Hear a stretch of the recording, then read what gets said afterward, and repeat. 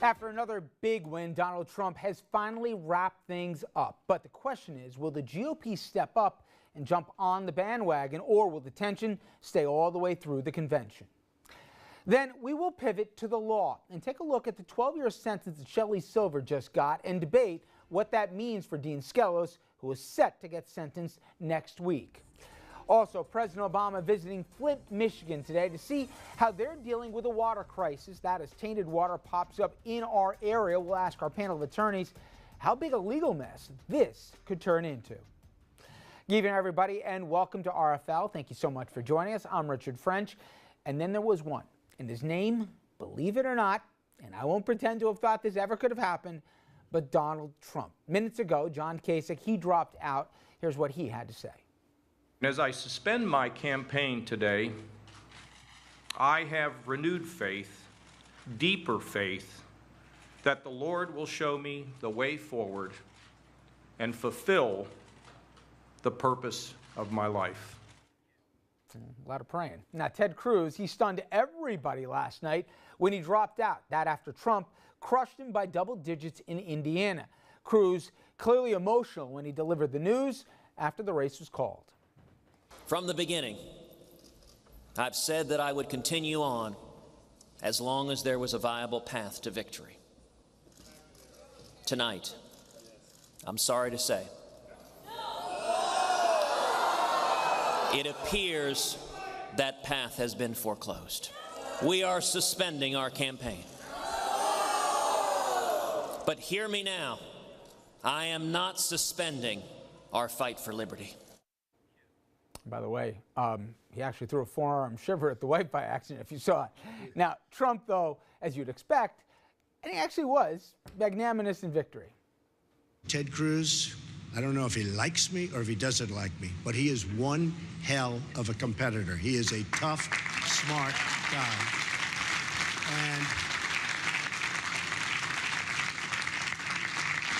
And he has got an amazing future.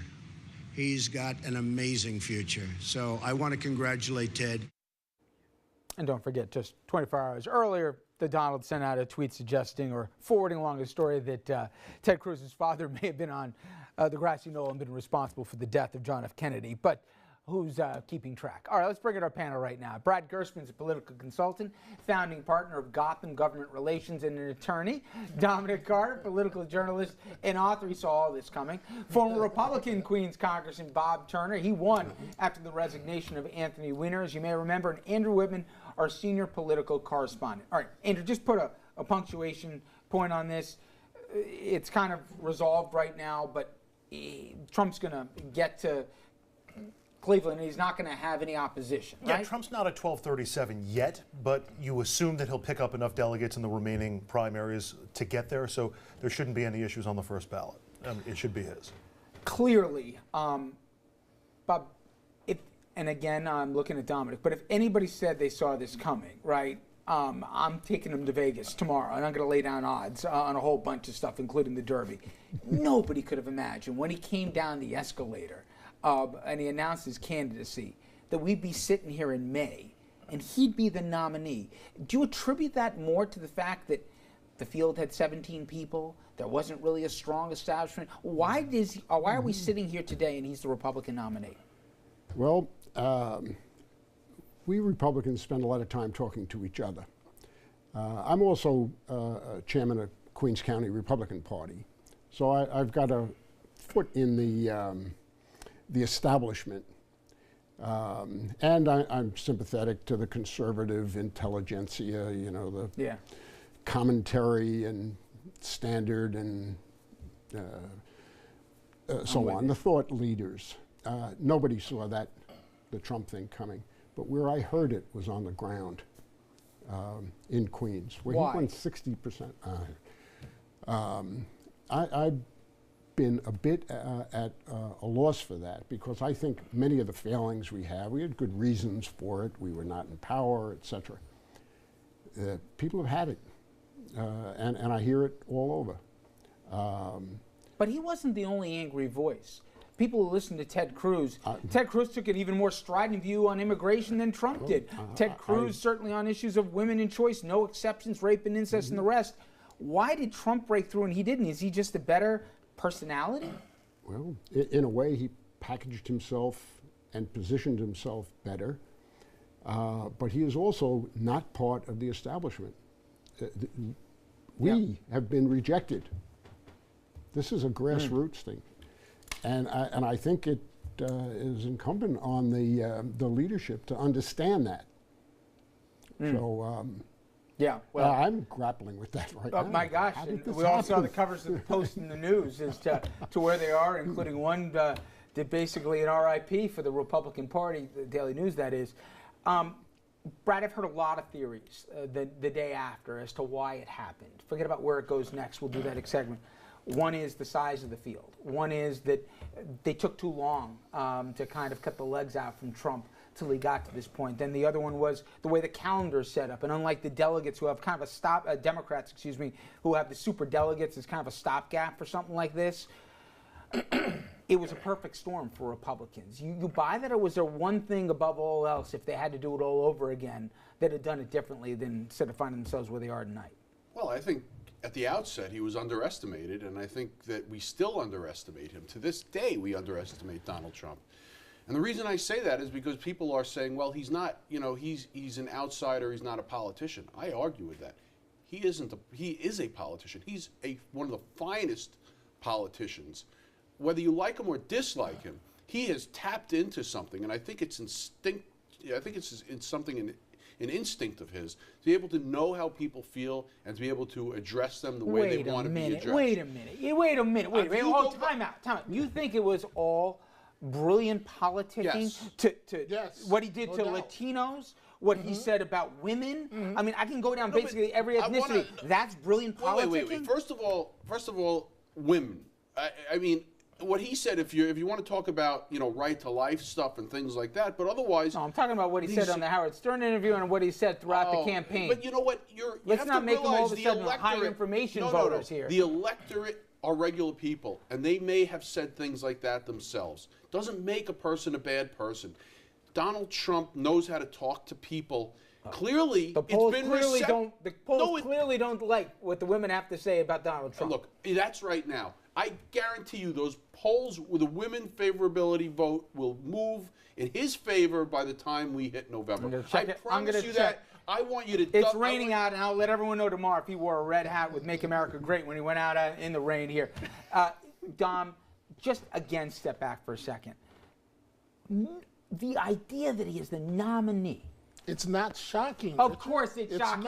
It's not. Andrew, Richard, call him out on it. There's no way. It's not shocking. When he came down the escalator, you really thought he was the nominee? Yes, it was calculated. Everything he did has been calculated. I keep trying to explain every night. Everything Brad just said is completely accurate. He has this uncanny ability. Ever said that to me, so thank you. Well, maybe I'll take it back now. He has this ability. No, he's right. Seriously. To connect in ways. See, we got to look at how do you go from 1 of 17 to being the man?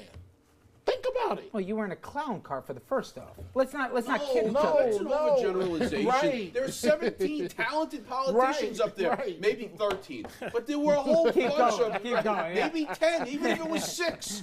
That's a big field. I mean, this guy, and Dominic, I don't want to steal your thunder, but I want to just say it as enthusiastic as I can, is that you got to give the guy a ton of credit. You got to believe that he's more than just bluster and a phenomenon. Okay, but Bob, he's the real deal. But Bob, here's my only thing. Whenever I hear that, all right, I laugh because the premise that that this is all part of a grand plan, that he thinks out what he's going to say beforehand. Like it was great political strategy that he's repeating the Inquirer that Ted Cruz, his father, killed JFK. That's very presidential, by the way. But I'm not trying to hold my nose up. Every speech sounds the same. He's all over the place. There's no rhyme and reason to wherever he's going. He's mitigated and alienated so many groups. Now, all of a sudden, we're going to say the Clintons are stupid. They were begging for it to be Trump. Do you think everybody's going to be sorry? Yeah, you think so? What you wish for. Oh, that's a They're going to be sorry. Now, do you say that with pride, or do you say that like, uh-oh? No, I think he's going to get this act together. And I do not think this was a grand strategy. Right. I think he went from victory to victory and learned and made mistakes and continues to make them. But he's going to get this act together. He now has a team of real politicians. Who they say, if you believe it, he's resistant at the attempts to try and force him to act presidential, because he said it worked for me to this point. That's fine in a primary, but in a general, right? Well, it depends on whether he has the same gut instincts that he seemed to have shown in the Republican primary. Look, he tapped into the anger of the Republican voters. Nobody else in the field was able to do that. He identified 3 or 4 key issues that he knew would resonate with the base or with the voters that he was appealing to, and it did. And then also the process of which 17 went down to 1 played out beautifully for him, and I think he intended for that to happen to a certain degree.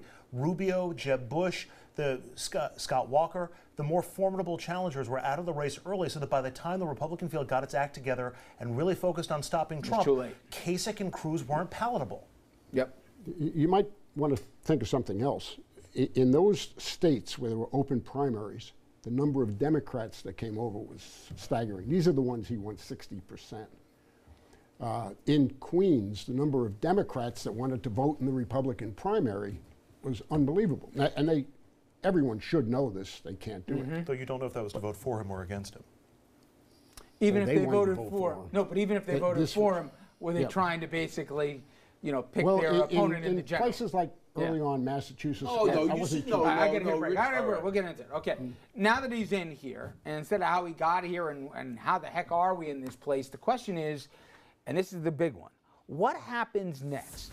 Will the GOP rally around him? And who will he pick as his running mate? We'll get into all that and a lot more.